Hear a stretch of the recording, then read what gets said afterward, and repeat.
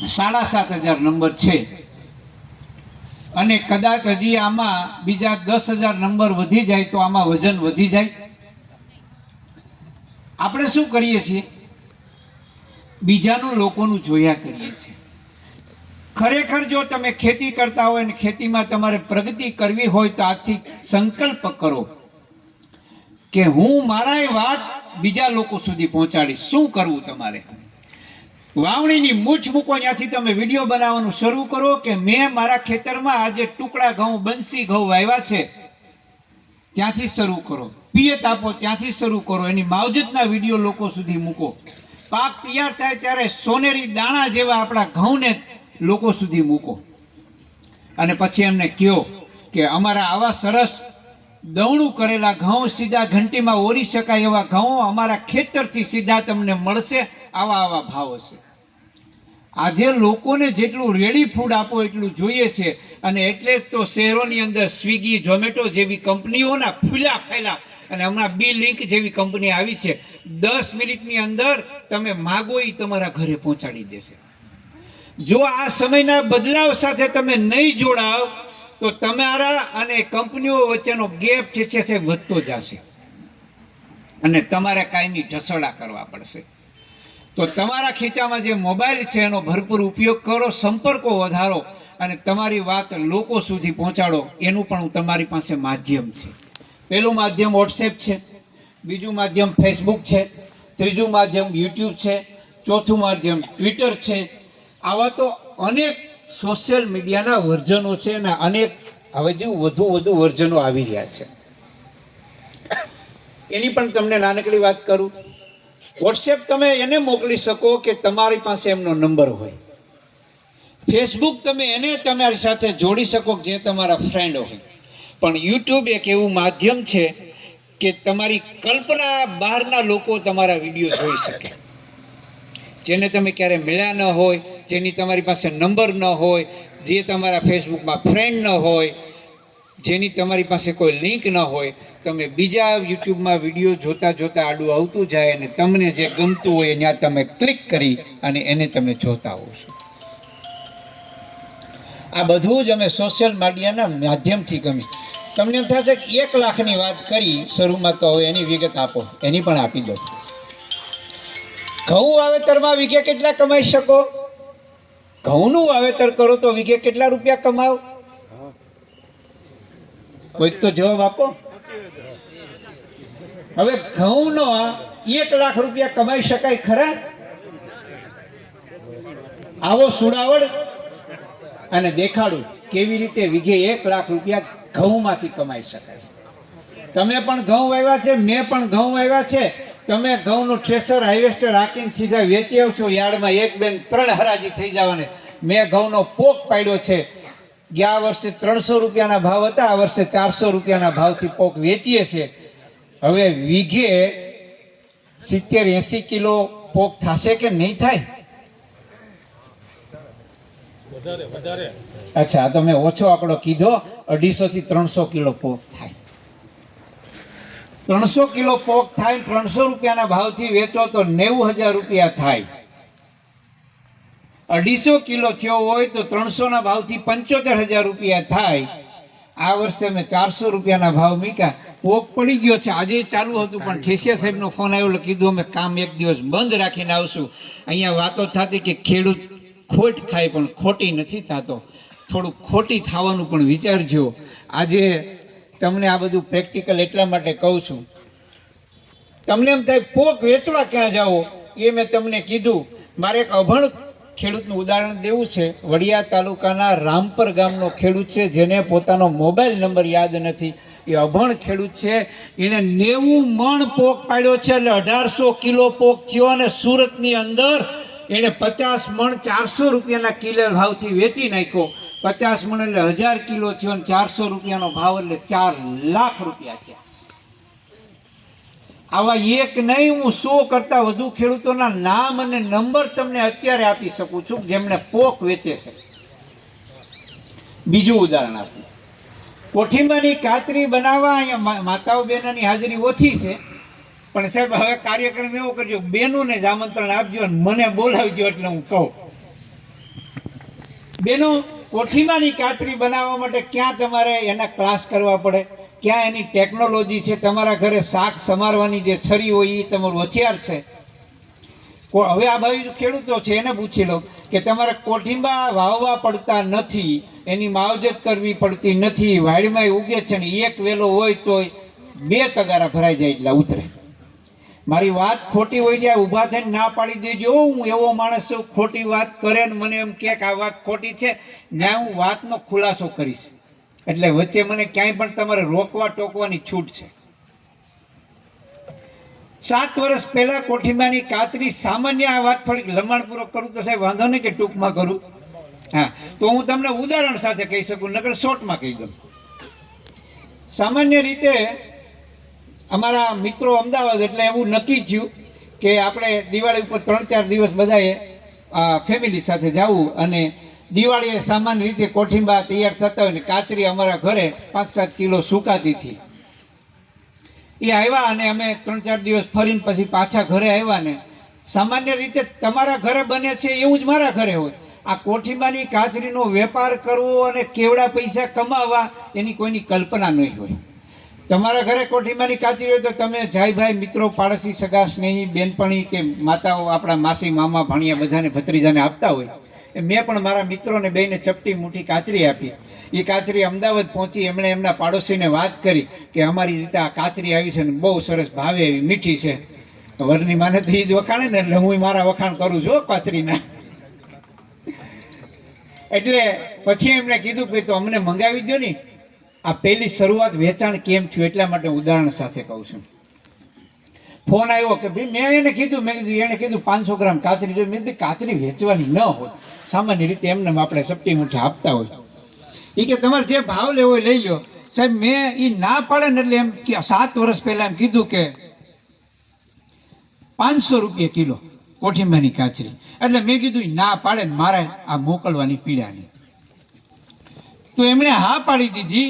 મેં 500 ગ્રામ કાચરી કુરિયરમાં મોકલી. 500 રૂપિયા એ મને ગૂગલમાં પે કરી દીધા.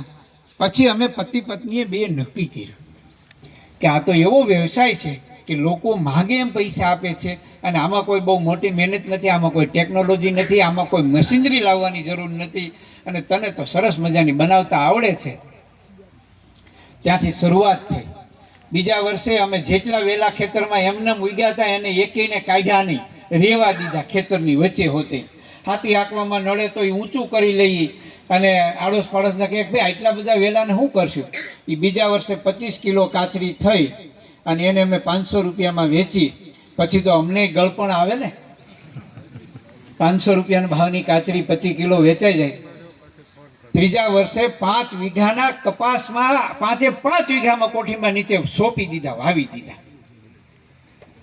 અને બગડતા આખડતા કામ કરતા કરતા 400 કિલો કાચરી થઈ. 25 કિલો કાચરી થઈ રહ્યા પછી પણ ફોન આવતા હતા. એટલે અમે કાચરીની નથી એમ ના પાડવાના બદલે અમે ભાવ 600 રૂપિયા કરી દીધા. એટલે કીધું ના પાડે. તોય લોકોએ કીધું કે ભાઈ બને ત્યારે આપજો. પછી અમે 700 રૂપિયા કર્યા. તોય લોકો એમ કે બને ત્યારે આપજો. ગયા વર્ષે 700 કિલો 700 રૂપિયાના ભાવની વેચી. અને આ વર્ષે કોઈ સંતોષ ન થયો. એટલે અમે બદામ હારે સરખામણી કરી કે લોકો બદામ 800 રૂપિયાની કિલો ખાય તો મારી કાચરી 800 રૂપિયા કિલો ખાવા જોઈએ. આ વર્ષે 800 રૂપિયાના ભાવ નીકળે, અને તોય વેચાઈ ગયા. અત્યારે 30-40 કિલો કાચરી ઘરે પડી છે. કુરિયર ચાર્જના 50 રૂપિયા બીજા. તમે કલ્પના કરો કે જેનું કોઈ મૂલ્ય નથી એને અમે આજે 800 રૂપિયાના ભાવે મૂકી દીધી છે ને. ઘણા બધા ખેડૂતોને શીખવાડ્યું છે. મને વિદ્વાન લોકો એમ કીધું કે તમે આવું બધું જાહેરમાં કહી દો તો બીજા લોકો તમારા હરીફ થઈ જાય. મેં કીધું એની મને લેશ માત્ર ચિંતા નથી. મારા આ દેશનો ખેડૂત ઊભો થવો જોઈએ, સમૃદ્ધ થવો જોઈએ. એના ખીચામાં જો આમ હાથ છે એ બહાર કાઢે તો ખુલ્લા થઈ જાય છે. એ ખુલ્લા થઈ જાય ત્યારે એના હાથમાં પૈસા હોવા જોઈએ. એ નક્કી કરવા માટે આ જાહેરમાં બધું કહી રહ્યો છું. આવા હું હજી ઉદાહરણો મારે આપવા છે. તમને એમ થાય પોક નથી પાડી, અમે હવે એ ચૂકી ગયા, એ તક હવે ઘઉં અમારા પાકી ગયા તો શું કરવું. આપણને ખબર હશે, અહીં વડીલો બેઠા છે ને ખબર હશે. આ બધું જોઈજો, ટેબલ ઉપર જાયજો. અમે હાથના સંચેથી સેવ પાડીએ છીએ. આ મેગી જે નૂડલ્સ બજારમાં કંપનીના પેકિંગ તમારા ઘરે આવવા મળ્યા ને એના 5-10 વર્ષનું આયુષ્ય છે. આપણા ઘરે માતાઓ બહેનો ઉનાળામાં ઘઉં જ્યારે હોળીયા ઓપનર લઈને ઘરે આવી જાય ને પછી 1 મહિનો સેવ બનાવતા એની પાછળનું લોજિક છે, સાયન્સ છે, વિજ્ઞાન છે. એ સેવ સ્વાદને જ્યારે તમે ખાઓ ને ત્યારે ઠંડી ઉનાળામાં ખવાય એટલે ઉનાળામાં ગરમી ન લાગે. આપણા ડોસી શાસ્ત્ર આપણા વડીલોની કોઠાસૂજ હતી. એ ડબરા અને આપણા ભરી રાખતા જે પેટીયું હોય ને અને પછી જ્યારે ભૂખ લાગે ત્યારે આવા ફાસ્ટ ફૂડ નહોતા મનીષભાઈ, ત્યારે સેવને પાણીમાં ઉબાળીને ઘી ગોળ નાખીને હેલ્ધી નાસ્તો ખાતા. અત્યારની જેવા પીઝા ને બર્ગર ને પકોડા ને એવું નહોતા ખાતા. એ સેવ અમે 300 રૂપિયા કિલો વેચીએ છીએ.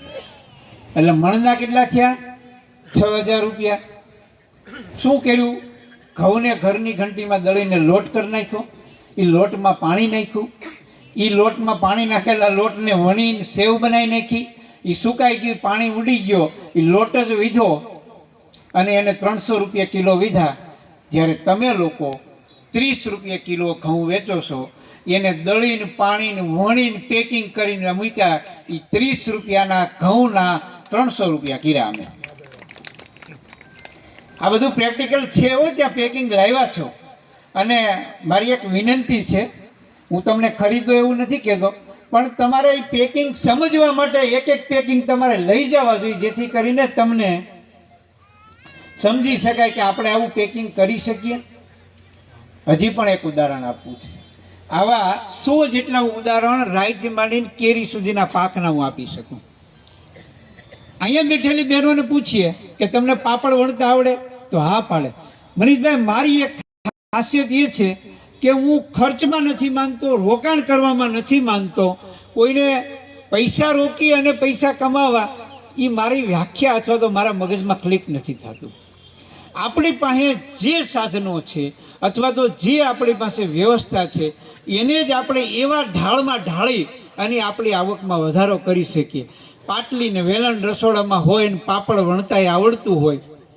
આજે હળિયાદની અંદર અમારા હાથ નીચે થયેલી એક બેન, અમારા બહુ જૂના પાડોશી અમારા બગસરાના, 300 રૂપિયા કિલો પાપડ વણે છે ને બહેનોનું એમણે યુનિટી બનાવી છે. અને માત્ર ને માત્ર સોશિયલ મીડિયામાં ફેસબુકમાં લાઈવ કરી અને એના પાપડ વેચે છે.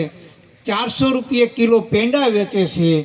400 રૂપિયા ગાયના દૂધમાંથી સાકરમાં બનાવેલું શ્રીખંડ વેચે છે.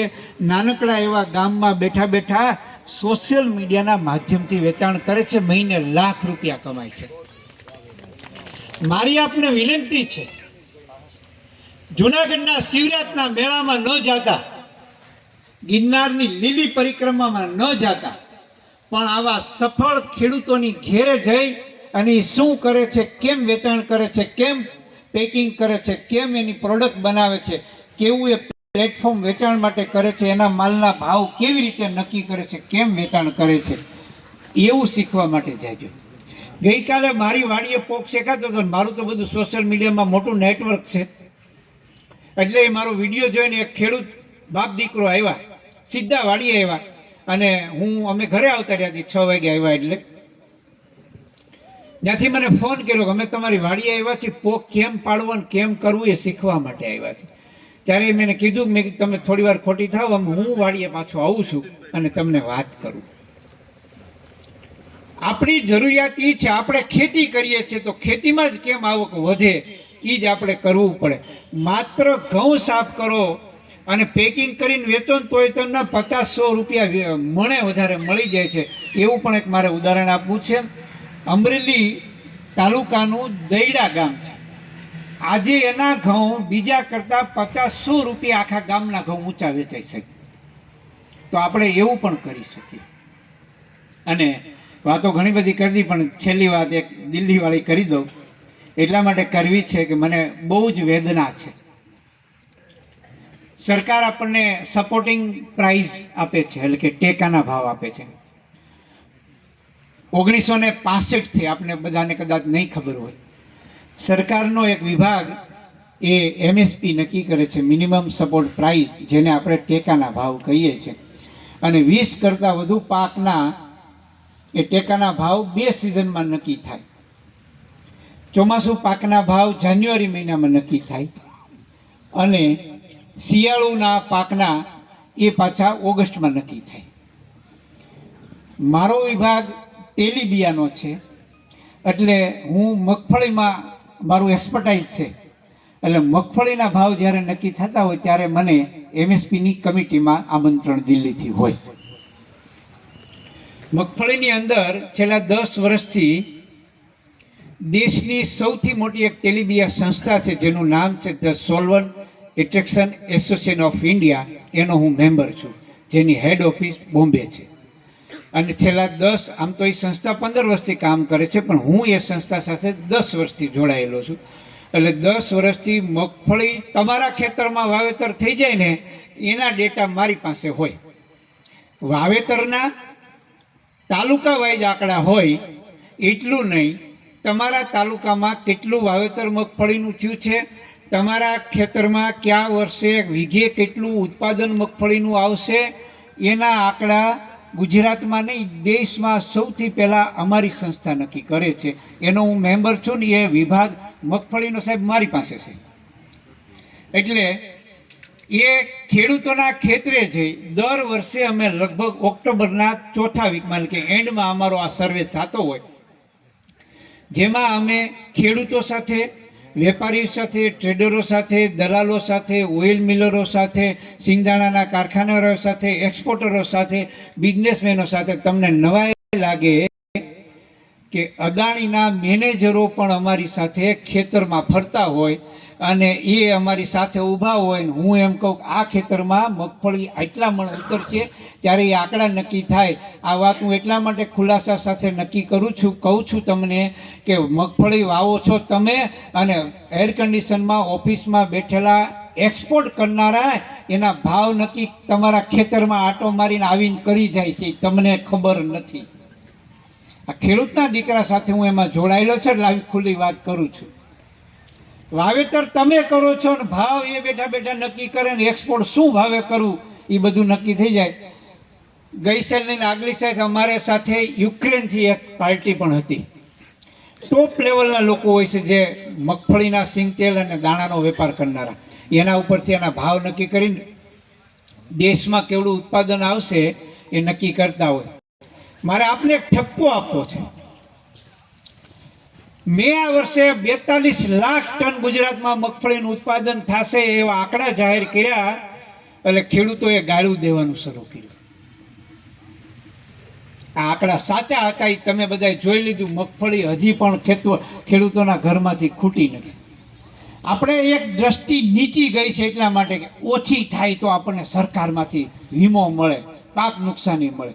થોડાક એરિયામાં મગફળી પલ્લી ગઈ હતી, માવઠું 19 ઓક્ટોબરે થયું એટલે એ જ દિવસે મારો સર્વે ચાલુ હતો એટલે મેં ખેતરોમાં પણ જોયું હતું. મિત્રો, સાચા આંકડાથી વેપારીઓ પોતાના વેપાર નક્કી કરે ને વેપાર વધુ જો નિકાસ ના થાય તો જ વધુ ભાવ મળે. આ આપણી સમજણની બહારની વાત છે. બહુ લોકોએ મને ફોન કરીને પણ કીધું કે તમે ક્યાં 42 લાખ મગફળી અહીંયા ઉત્પાદન થાય એવું ભાળી ગયા. પણ અમારા રિયલ હકીકત ખેતરમાં જઈને આંકડા હતા. વાસ્તવિકતા લોકોને ખબર ન હોય, જ્યારે પેપરમાં આપણે જોઈએ ત્યારે એમ થાય કે આ બધું ખોટું હશે, કોણ નક્કી કરતું? પણ સાચા આંકડા સાચા વેપાર નક્કી કરે. નિકાસ વધુ થાય તો 2 પૈસા આપણને વધુ મળે, ખરીદનારાય વધુ આવે. અહીંયા બહુ બોકાહા બોલી ગયો આ વર્ષે. શું થયું? મગફળીને 1000 રૂપિયા લાવી દીધી સરકારમાં. પછી લાઈનમાં અહીંયા અશોકભાઈ મને કહેતા હતા 300 ખેડૂતો અહીંથી લઈને પ્રાંત સાહેબની ઓફિસ સુધી 24 કલાક લાઈનમાં ઊભા રહ્યા. આ વેદના ખેડૂત તરીકે મારી બોલે. તમારો માલ પકવો ને તમારે 24 કલાકમાં ઊભું રહેવું પડે લાઈનમાં, એથી મોટું શું દુઃખ હોય? એટલા માટે આ વેદના હું કહી રહ્યો છું. 1965થી ટેકાના ભાવ નક્કી થયા. મેં 2-3 ન્યૂઝપેપરમાં પણ હું લખું છું, મેં લખ્યું તો હતું કે જો 1965થી ટેકાના ભાવ નક્કી થતા હોય ને ખેડૂતને એમાં ફાયદો થતો હોય તો આજ સુધી ખેડૂતની સ્થિતિ સુધરવાના બદલે 65માં જે સ્થિતિ હતી એને બદલે બગડવા કેમ લાગી છે? ખેડૂતની આવક ઘટવા કેમ લાગી છે? અને એની એક ન કહેવા જેવી વાત જાહેરમાં કહું છું. આ દેશની અંદર 14 કરોડ ખેડૂતો છે. ગુજરાતની અંદર 56 લાખ ખેડૂતો છે અને આ 14 કરોડ ખેડૂતોના ભાવ નક્કી કરવાની સમિતિ 14 જણા માત્ર હતા અને 14માં એક માત્ર ગુજરાતનો એક માત્ર ખેડૂત તરીકે હું હતો. બાકીના 13 લોકોમાં 4 અધિકારીઓ હતા, 8 લોકો બિઝનેસ સાથે જોડાયેલા લોકો હતા, એના નામ હું નથી આપતો. એમ 13 અને 14માં હું બેઠો હતો. હવે ખેડૂત તરીકે તો અહીંયા બોલવાનો છેલ્લો વારો આવ્યો. અહીંયા ખેડૂત વચ્ચે પહેલા મને બોલવા ઉભો કર્યો. છેલ્લો મારો વારો હતો એટલે તમે સમજી લો જેને જેને જે કહેવાનું હતું એ બધાએ કહી દીધું. ત્યાં ઇંગ્લિશ અને હિન્દીમાં ટોક ચાલતી હતી એટલે મેં મારી જે વાત કરી ને એ 2 વાત હું અહીં કહેવા માંગુ છું. પહેલી વાત મેં એ કીધી કે તમે ખેડૂતને અન્યાય થઈ રહ્યો છે ટેકાના ભાવમાં. ત્યાં મેં હિન્દી અને ઇંગ્લિશમાં મિક્સ વાત કરી, ત્યાં અહીંયા સ્પષ્ટ ગુજરાતીમાં કહું છું. એટલે મારી વાતને બધા જ 13 લોકોએ મારી સામે જોયું કે આ શું કહેવા માંગે છે. ખેડૂતની જે મગફળી તમે 10-20% ખરીદી કરો છો, 80% ખેડૂતોની મગફળીનો એને લાભ તમારા ટેકાના ભાવનો નથી મળતો. ત્યારે એના ચેરમેન સાહેબે એક નોંધ એક વાક્યમાં કરી. પછી મેં કીધું કે ટેકાના ભાવના પેરામીટરમાં આવતી મગફળી જ તમે ખરીદશો, નીચી મગફળી પેરામીટરની તમે નથી ખરીદતા. એટલે એને હું તમને સ્પષ્ટતા કરું. 2 ભાઈઓમાં એક જ ખેતરમાંથી ભાગ પીડા હોય ને 2 મગફળી ખેડૂતે વાવી હોય, 2ની માવજતમાં ફેરફાર હોય એટલે એકની 40ના ઉતારાની હોય, એકની 30ના ઉતારાની હોય, એકની 45ના ઉતારાની હોય. તો 40ના ઉતારાની મગફળી ટેકાના ભાવમાં જોખાઈ જાય, 30ના ઉતારાની મગફળી રિજેક્ટ થાય. ત્યારે મેં કીધું તમે 2 ભાવ નક્કી કરો.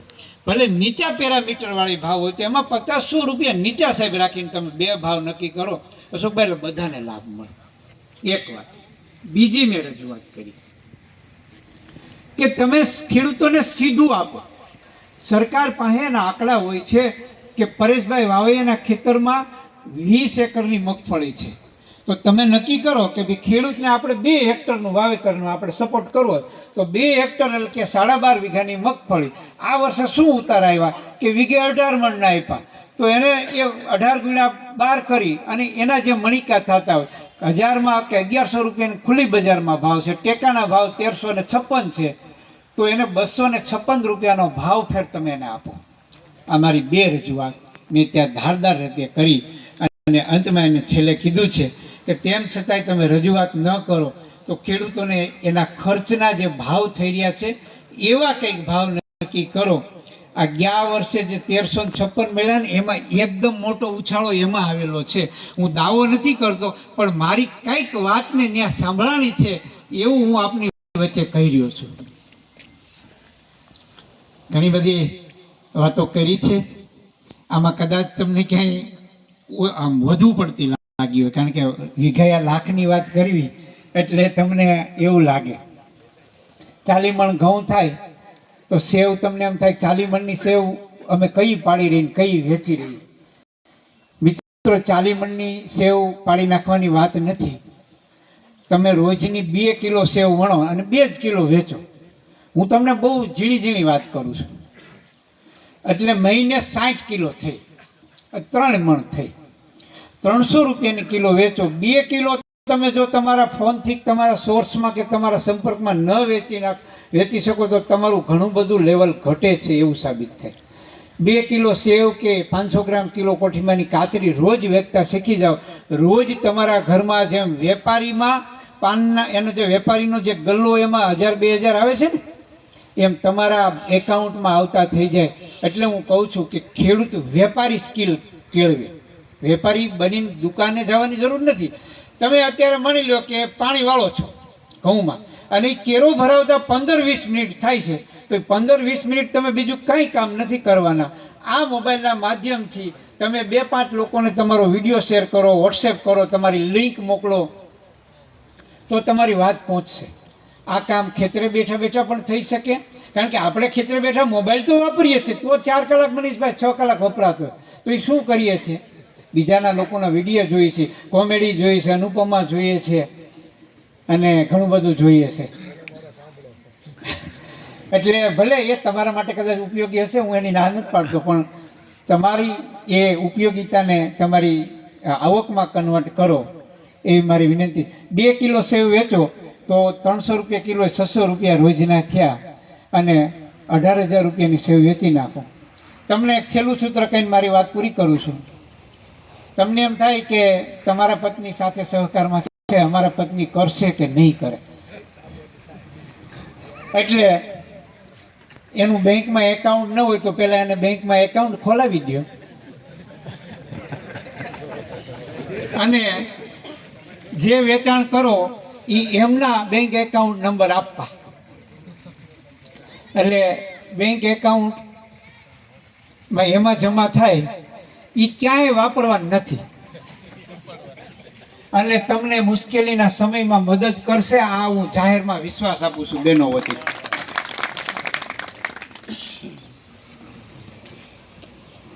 એ પૈસા એમને મળશે ને એટલે તરત એ પાપડ મળશે અને તમને કહે કે આનું પેકિંગ કરીને વિસાવદર 3 ઓર્ડર આવ્યા છે, કુરિયર કરી આવો. સાહેબ વાતો એક એક નીકળતી જાય છે, એમ થાય છે ખેડૂતોની વચ્ચે દરેક વાત પીરસી દો. તમને એમ થાય કે સુરતથી ઓર્ડર આવે કેમ પુગાડવો, મુંબઈથી કેમ આવે. અરે હું તમને કહી દઉં, ઓસ્ટ્રેલિયા, અમેરિકા અમે પહોંચાડ્યો છે. આજે કોઈ વસ્તુ અઘરી નથી. કુરિયર 4 રીતે જાય છે એ પણ કહી દો. એક તો તમારા ગામમાં લક્ઝરી ગામે ગામથી જાય છે, એ લક્ઝરી સુરત, અમદાવાદ, રાજકોટ સુધી પહોંચી જાય. બીજું માધ્યમ છે પોસ્ટ. પોસ્ટમાં તમારું કુરિયર પણ જાય છે. આ અમે બધું કરીએ છીએ. ત્રીજું તમે તાલુકા પ્લેસ ઉપર આવો એટલે કુરિયર સર્વિસ છે. અને ચોથું તમારે પોસ્ટમાંથી ફોરેનની અંદર કાર્ગો સર્વિસમાં પણ તમારો માલ પહોંચી જાય. કાચરી અમે લંડન પહોંચાડીશું, ઓસ્ટ્રેલિયા પહોંચાડીશું, હમણાં અમેરિકા પણ મોકલી. પ્રથમ દિવસ ઓસ્ટ્રેલિયા જવાનો છે. એટલે એ બધું સહેલું છે. પણ બેનો વાત ન સાંભળતા ભાઈઓને કહી દઉં, બહેનોને એટલું કેવું કે મોબાઈલમાં તમારે તમારો પ્રચાર જ કરવાનો છે. બહુ મોટી ચિંતા છે સમાજની, એટલે એ પછી બીજી ભૂલ ન થાય એ કદાચ દુઃખવાળી વાત જાહેરમાં કહું છું. મોબાઈલનો પોઝિટિવ ઉપયોગ કરજો. તમે લોકો ખૂબ સમૃદ્ધ બનો એવી મારી અંતરની લાગણી છે. લગભગ ખેડૂતોની વચ્ચે છેલ્લા 7-8 વર્ષમાં 2000થી વધુ મિટિંગો કરી ચૂક્યો છું અને હાવ કાકરા કાઢીને વાત કરી છે.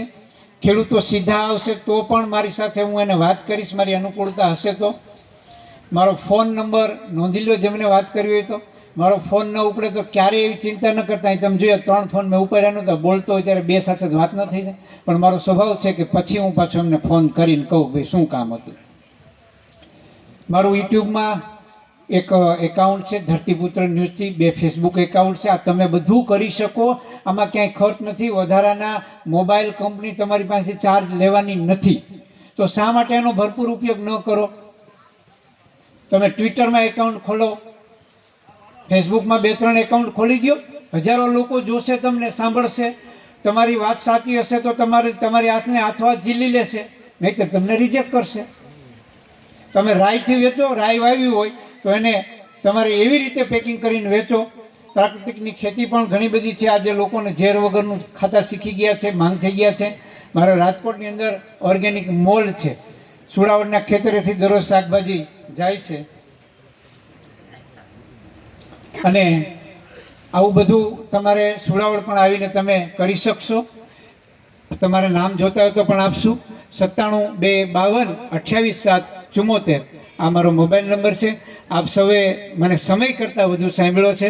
મારે ઘણી બધો સમય લીધો છે, દરગુજર કરજો. આપ સૌને ફરી મારા વંદન. જય હિન્દ.